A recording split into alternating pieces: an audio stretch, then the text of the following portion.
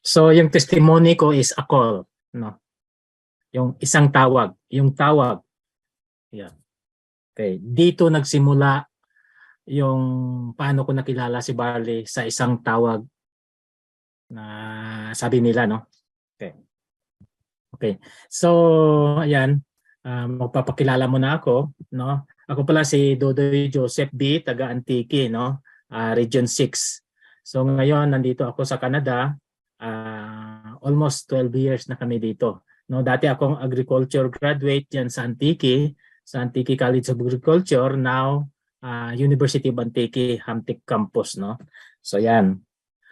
And then nakapagtrabaho ako sa non-government organization before, hanggang sa nakapasok ako sa government bank for 17 years, no?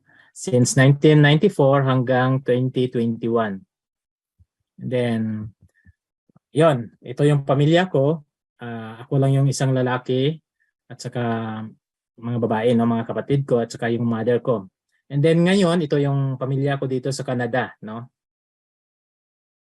Asawa, anak at saka daughter-in-law. Yan.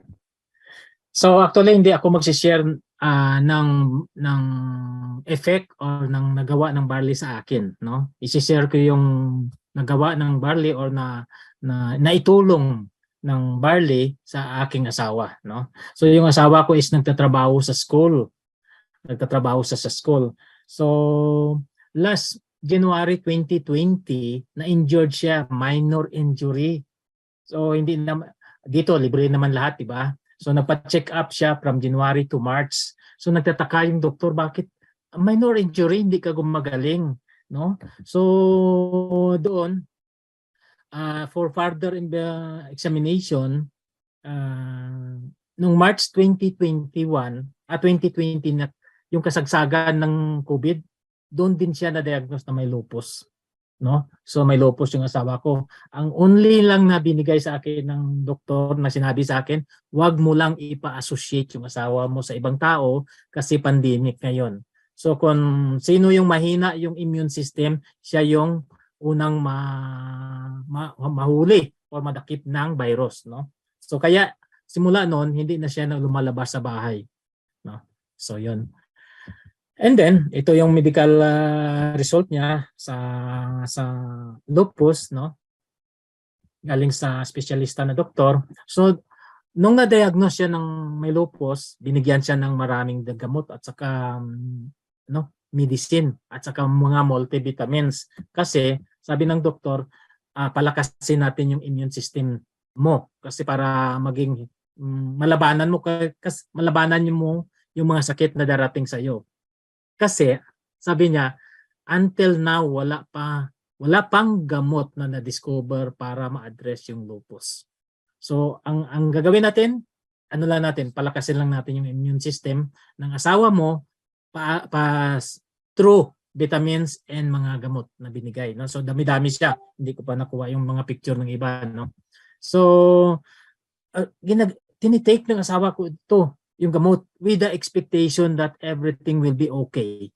So since March 2020, kasagsagan ng COVID, doon na-diagnose ang asawa ko. Gumagamit siya ng gamot hanggang February 2021.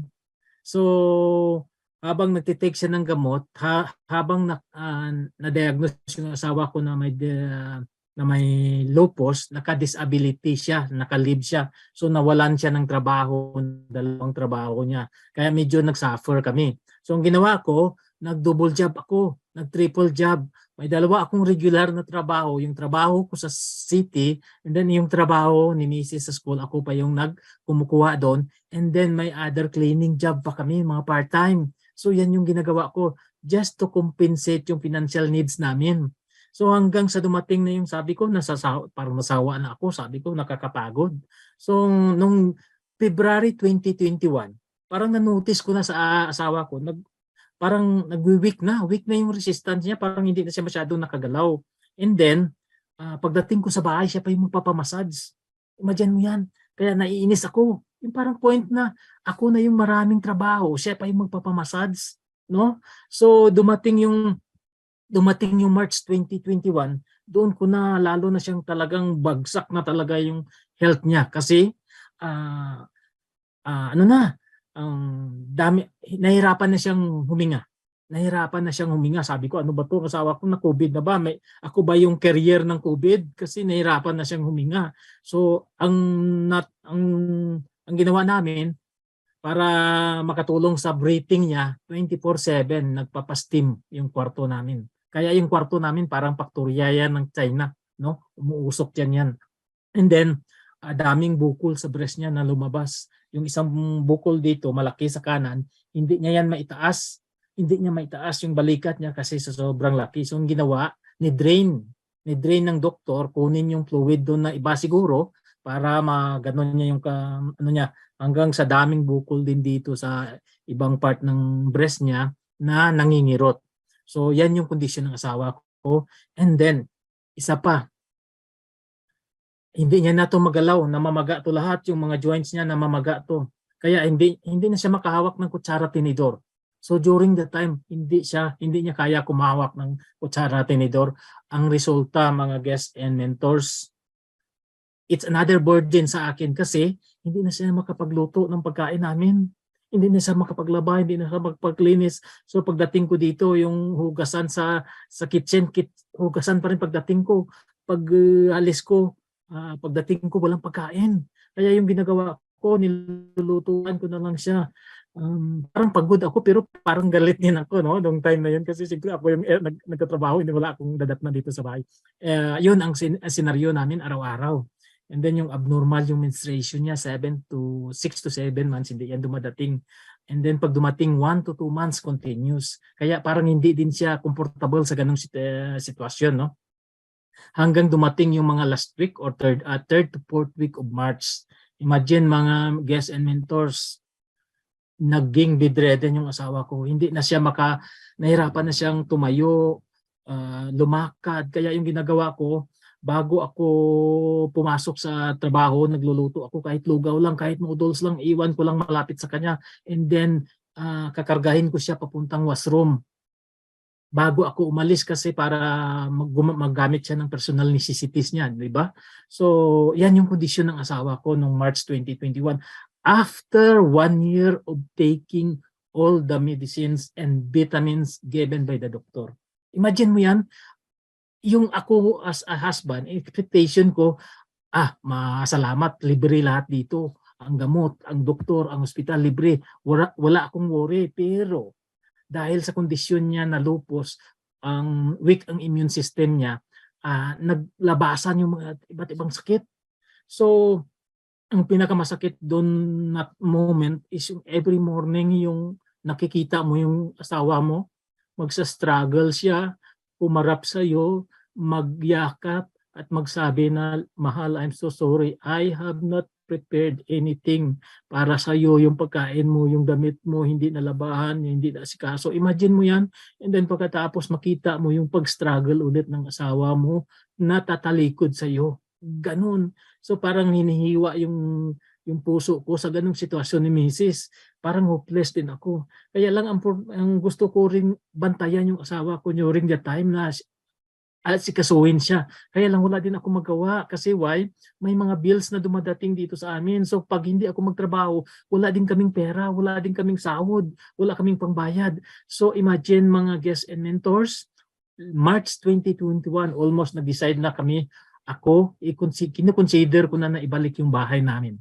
Dahil hindi ko na talaga kaya eh. Parang hindi na financially, tapos na talaga, lumalaki na yung deficit. So imagine, dumating ako one day nung last week of March. Imagine mo yung umiiyak yung asawa mo na nagre-request siya na, "Mahal, pakidala mo ako, please dalhin mo ako sa ospital kasi hindi ko na talaga alam yung nararamdaman ko." Imagine, nakayakap yung asawa mo, tumutulo yung luha niya, magmamakaawa na dalhin ko siya sa ospital. Pero at that very moment, inutil akong asawa. Why? Hindi ko maasadala yung asawa ko sa ospital dahil hindi tumatanggap yung ospital kung hindi COVID patient. Imagine mo yan. So sabi ko sa asawa ko, mahal, anong gagawin ko? Hindi naman ako doktor. Lahat na ng gamot pinigay na sa'yo. Hindi ako magician, hindi ako healer. Imagine, isang tawag, may tumawag sa amin during the time na umiiyak. Basa yung damit ko sa luha ng asawa ko. Basa na basa yung damit ko. Biglang tumawag yung kakilala namin 8 years ago. 8 years ago kakilala namin. Imagine mo, ito yung kondisyon ng asawa ko, no? So, during na umiiyak yung asawa ko, nadalhin sa ospital, pero wala akong nagawa. Biglang tumawag, may natanggap kaming tawag galing sa kakilala namin. Hindi namin best friend, hindi namin co-worker, hindi namin relatives. Tumawag siya, nangamusta lang siya sa amin. Marie Joseph and Marie Raquel, kamusta kayo? Sabi ko, ako okay, pero si Mrs. hindi okay, bedridden. Talaga, ganun? Ganun ang kondisyon ng asawa mo ngayon? Okay, doon niya sinabi sa amin, ito, isang angel. Yan yung pamagat ko kanina, akol, or ang tawag, no? Sabi niya, alam mo ba yung barley? Sabi ko, hindi. Wala akong idea sa barley. 100% wala akong idea kung ano yan, inumin yan, shampoo yan, toothpaste yan, pagkain yan, sabon yan. Wala akong idea. Sabi niya, pero nakita mo na ba yan? Sabi ko, wala. Wala din dito naka-display sa drugstore, sa supermarket, sa mall. Wala din. Ano yung iniwan yung salita sa amin? Hanapin mo, hindi pwede na hindi mo makita at saka hindi pwede na hindi magamit ng asawa mo. Yan yung iniwan niya, salita. So ako naman, nagpapasalamat ako sa wait mo na ha. Excuse me, nag-echo. Okay. So nagpapasalamat ako, Marie, salamat sa tawag mo, sabi ko. Salamat sa tawag mo. So nag-end yung tawag namin. Nag-end yung call niya. Imagine, after ng call, tiningnan ko yung asawa ko nakatulog. Nakatulog. So hindi ako nag-worry during that time. Nung gabi na yun, hindi ako nag-worry na darating ko yung asawa ko. Kasi nakatulog na. Ay salamat, sabi ko, salamat Lord. Nakatulog yung asawa ko. So the next day, maaga pa ako umalis sa bahay, magtrabaho ulit sa city, magtrabaho ulit sa school, and then pagkatapos, hindi ko pinansin yung tawag ng babae, ng kakilala namin. So, dumating ako the next day, 12:30 na madaling araw. Nakita ko yung asawa ko sa kwarto, nakahiga, nakatalikod, umiiyak. Imagine nyo, guests and mentors, doon ako natauhan sa sinabi ng babae na hanapin yung barley. So, ang ginawa ko, sabi ko parang may message na gustong ipahiwatig. Imagine mo yan, parang may message na gustong ipahiwatig. So, the next day, nag-absent ako kahit kulang yung tao doon sa trabaho namin dahil yung iba may mga COVID na positive, so naka-absent sila. Kulang yung tao namin. Ayaw ako payagan ng supervisor. Sabi ko kahit wala akong sahod basta hanapin ko yung barley. Hindi ko alam kung saan hanapin. Hindi ko alam kung anong itsura ng barley. So ang ginawa ko, nagtawag ako dito sa city. Nagtanong ako sa mga Pilipino dito, wala.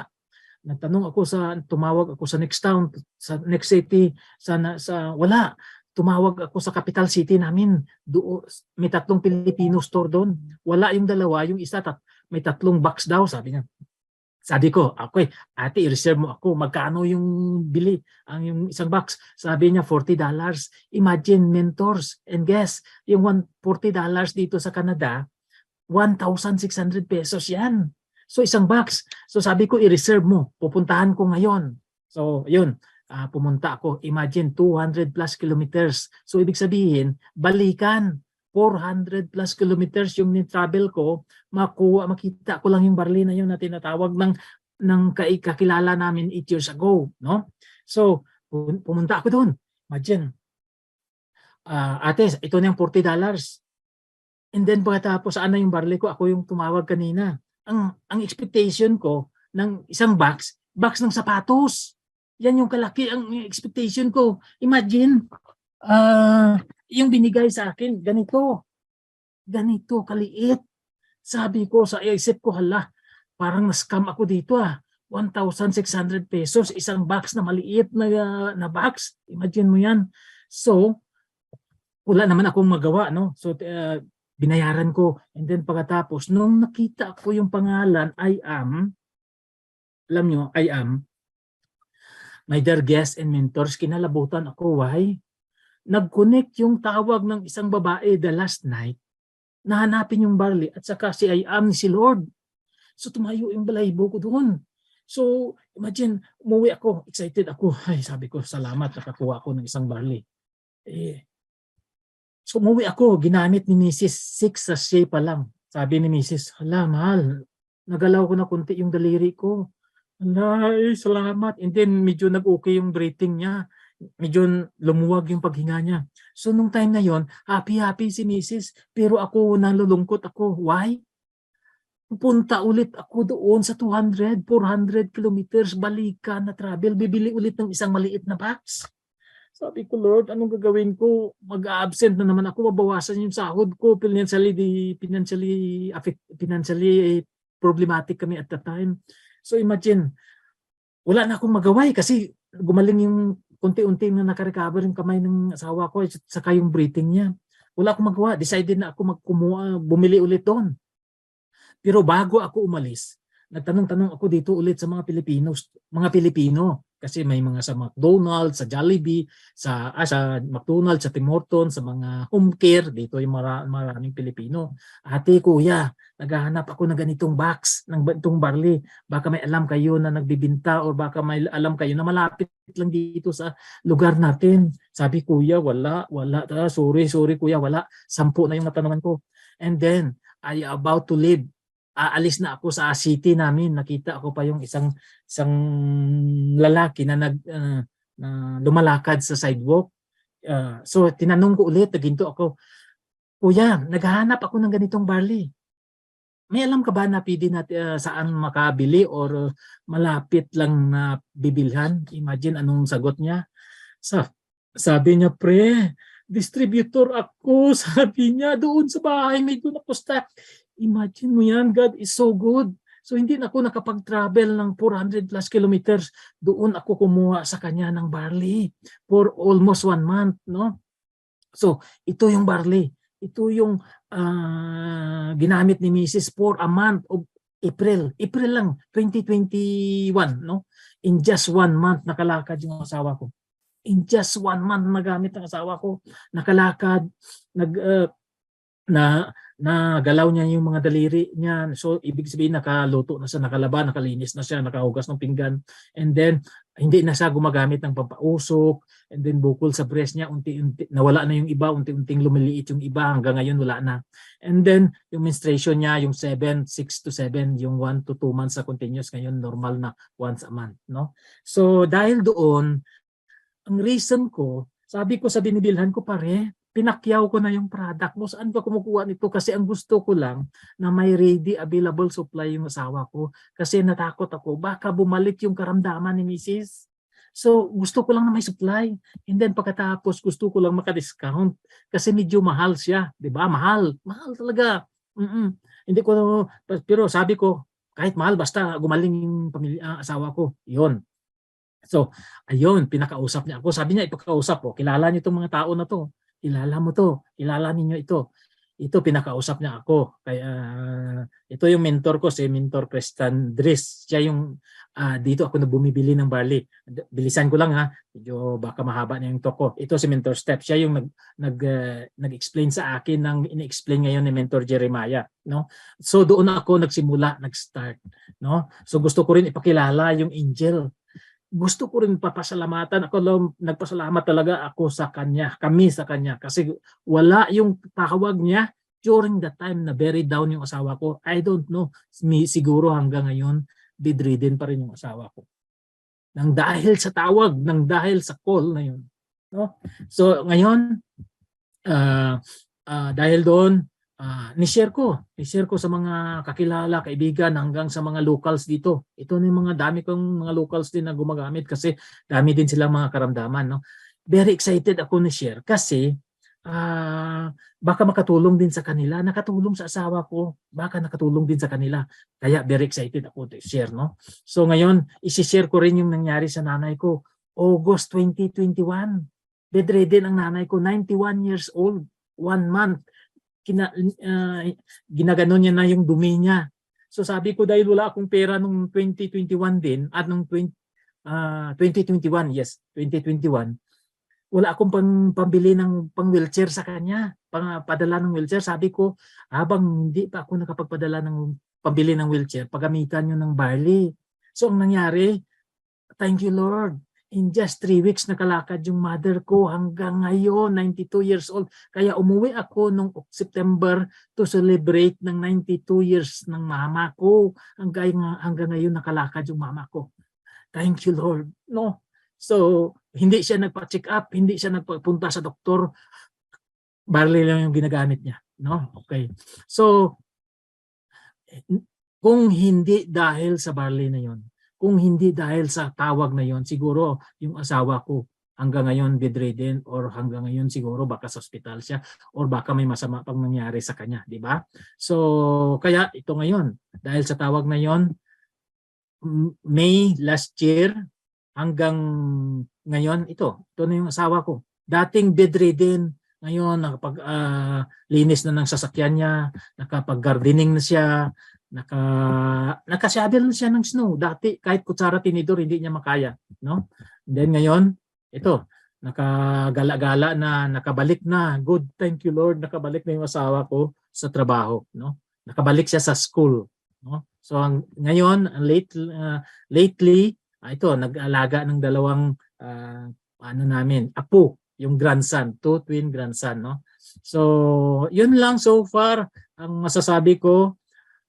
Just continue sharing, because lahat tayo na nandito, we have a calling. May calling tayo na i-share natin yung magandang nangyayari sa buhay natin, yung magandang dulot ng product, yung opportunity, i-share natin yan.